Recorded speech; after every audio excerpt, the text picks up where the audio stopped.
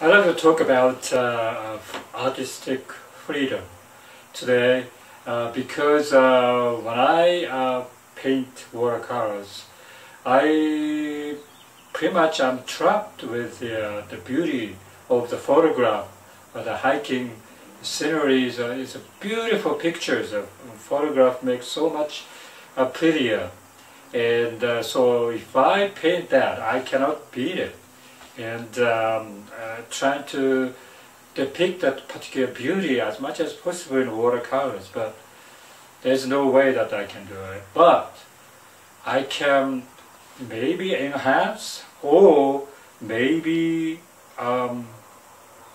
change a little bit, or maybe do something as an artist. I think that's where you feel like tremendous control over your painting, rather than being trapped with the oh, I got frustrated, I cannot do this, I cannot depict this beauty, and oh. But instead of doing that, I think if you stand back looking at the picture, oh, and you can see forget about photograph now, and look at the picture. And oh, this particular part is weak, and you can change that, and the particular color it should be stronger, and you can change that, and that way the painting gets better. I have to show you one by one what I mean. First of all, this one here, this is a Loveland Pass Lake, and initially I was kind of looking at this red area. I think this is the lake, and the bottom is showing off with a little bit brownish color here. And wow, you know, that's kind of beautiful, and try to depict that as much as possible looking at the photograph. And then, you know, when I finish it and I stand back, it's not strong enough, and so after that I put much more brown here, red and brown here. I think as a painting, I think it's better that way.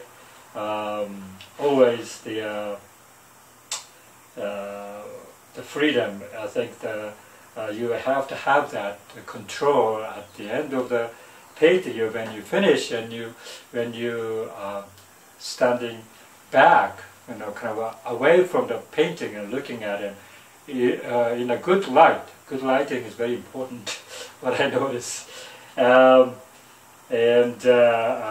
think that's one of the reasons that you have to have artistic freedom when you do the painting. Okay, second one I did. This is Crystal Lake, Rocky Mountain National Park. And when you go to the lake, this is a very high, very high area where you can, puff and half, and you climb up, and you try to take a picture. Even photograph cannot cover, because you have to stand by very close by to the lake, and even with wide-angle lenses, you cannot cover the whole lake because you are so close. If you go far away, you don't see the lake anymore, So that's a limitation of the lake. And so, in this particular picture, it's the water comes up like this, Crystal Lake comes up like this, and it's the water itself is reflections and everything, but it's very, very beautiful. But and this rock is like submerged in the water most of the time, and only top part is showing off here above the water level. And well, I struggled everything here, and I finally gave up because its photograph is much more prettier. So that's the second one, and the third one I just finished today, this morning. This is Rocky Mountain National Park, the same area of the Crystal Lake, but it's a mummy range showing it, and it's, you know, beautiful background mountain. It's very bare mountain there. But what I noticed is like a yellow flowers blooming all over, and it's so pretty. And in the beginning I thought, wow, you know, I have this particular cadmium yellow, which is very, very strong yellow, which I don't like. But in my set, Winsor & Newton's watercolor set, I don't have like a lemon yellow type of thing, and I don't know how to make lemon yellow from cadmium yellow. I think maybe you can dilute them as much as possible, but then, you know, I don't know, that could be a lemon yellow. Yeah, it's kind of difficult because yellow, blue, and red is, I think, a major color in color theory, right? So yellow is, you cannot make yellow to begin with. So anyway, initially I try to make beautiful yellow patches here and there, and it became a little bit too strong. Even now it's very, very strong, but I tried to control that.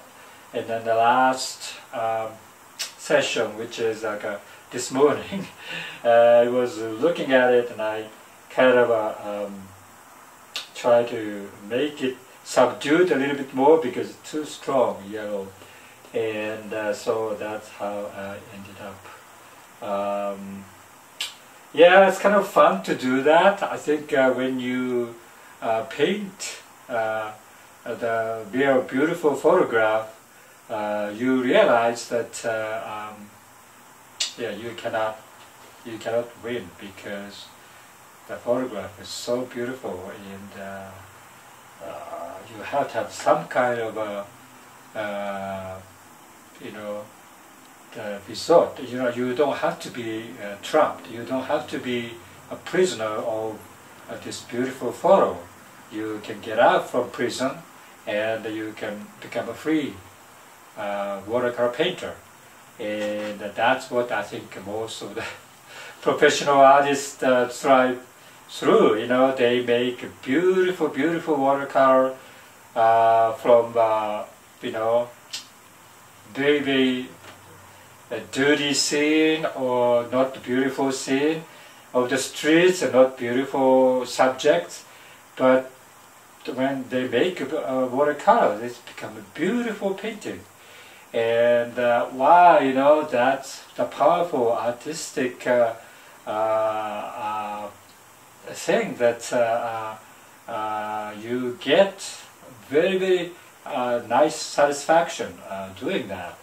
So probably from now on I should be more adventurous, not being trapped with the beauty of the photo, and expand a little bit more artistic freedom. Okay, thank you. Bye.